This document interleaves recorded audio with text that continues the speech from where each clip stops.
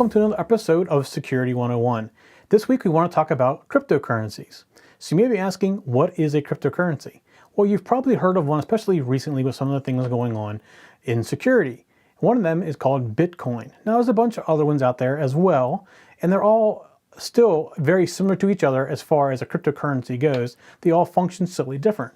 So a cryptocurrency is really a currency, but it's a currency that isn't really owned by anyone or any particular thing. So for example, you think of like the dollar in the United States as being owned by the United States. You think of the British pound being owned by Great Britain, and somebody's kind of backing that and running it. Well, cryptocurrency isn't like that. It isn't really owned by a country or an entity per se. And like any other currency, it changes its value, it trades, and you can buy the currency, save it, and it may go down or up in value. You can sell it later on. Think of it kind of like buying a stock in a way. But it's actually a currency. So the difference between a cryptocurrency is, like in the United States, they print money and they have a certain limit of money they need to keep in circulation at all times. A cryptocurrency, you basically can generate using a computer. So when they first start out, most cryptocurrencies are very easy to generate, like a Bitcoin. When Bitcoin first started, it was very, very easy to generate Bitcoin. The value was very, very low. But what happens is there's a particular maximum number of Bitcoins that are allowed to be in circulation. And to mine the Bitcoins, which is basically a measurement of work, gets harder as there's less of them. So as there's fewer and fewer non-owned Bitcoins or unassigned Bitcoins, if your computer is trying to generate the Bitcoin, it has to work a lot harder. And now with Bitcoin, it's almost impossible to mine the Bitcoins, which is partially why the value is so high. Now there's Dogecoin and a bunch of other different things out there. You can look up cryptocurrencies on and go out and find all kinds of different cryptocurrencies. You can go to our favorite website, Wikipedia, and look up cryptocurrencies, and you'll find a link to different currencies.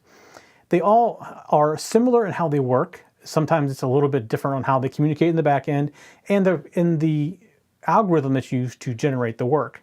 So you basically are generating one work unit and you get one of these coins. So the Dogecoin is actually right now still very simple to generate, but as it starts becoming and growing in popularity, it'll become more difficult to generate. Now there's differences in size. Like I said, Bitcoin has a particular limit. I don't remember the number, but there's only so many of them ever going to be available. Dogecoin is a lot more of them. So that's why it's so much easier to generate and the value is so much lower. So is it safe? Well, you got to remember, it's not regulated and backed up or insured by any particular person. So the United States government dollar is, basically insured and made by the US government, a government entity, where these cryptocurrencies don't really have anybody to back them up. They could go away tomorrow.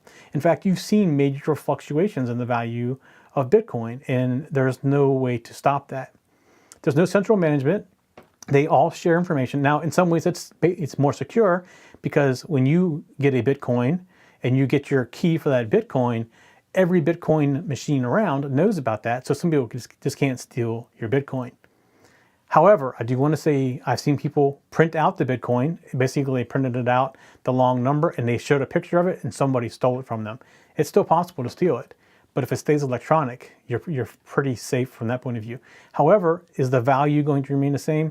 I would not trust your life savings on it. Let's put it that way. If you want to play with it, that's one thing. There have been lots of people that trade Bitcoins or take Bitcoins for money, and you have to go find one of these places where you can exchange the Bitcoin for the money.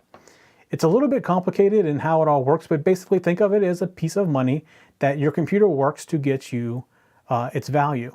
Now, there's one thing, and I've never really agreed or disagreed with this, but some people call it a pyramid scheme. And the reason they say that is because the people who started with Bitcoin years back and were generating Bitcoin could do it very, very quickly. And now the people are working very hard to get that Bitcoin, but and that's raising the value of it. So the people who got in first and made it was really easy to make are the ones that are making the money because their Bitcoins were worth hardly anything. And now they're worth up to $1,000 for a Bitcoin. So you can look at that however you want. You can maybe get in early in the Dogecoin, and it may have value. Again, it may have value. So do not do this to make money. Do this for the fun of it, is basically what we're trying to say. That's it for Security 101 this week. We'll see you next week. For show notes for this show, contacts, and more, go to the techzen.tv website where you can get show notes for all of our shows. We love to hear from our viewers and listeners. We have an email, a Twitter, and a phone number where you can contact us for each show. For details, visit the techzen.tv website and get the show details. You can also make a video and upload it somewhere like YouTube or Vimeo and then just send us a link. You never know, you may see your video in a future show. You can get all of our shows delivered automatically to your favorite device by going to your favorite podcast website like iTunes and subscribing. Each of our shows also has a YouTube channel you can subscribe to get regular updates. Our shows are also available on most internet radio networks like Stitcher and TuneIn Radio.